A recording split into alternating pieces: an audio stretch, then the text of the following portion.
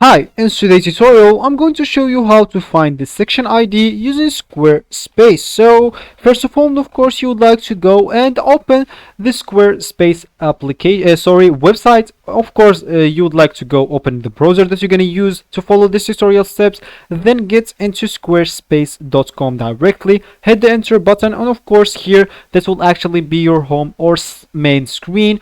If it's your first time using this website, all you need to do just go and click at get started to create your account, then create your template to start using the website.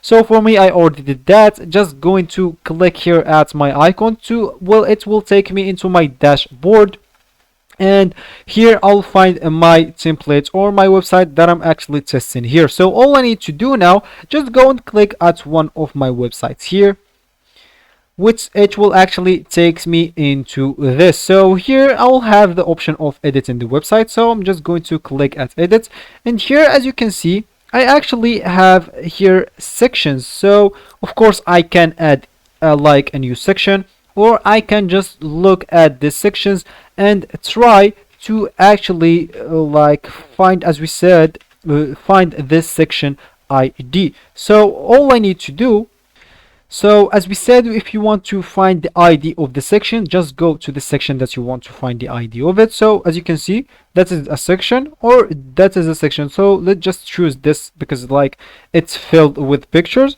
So just right click anywhere, then click at inspect.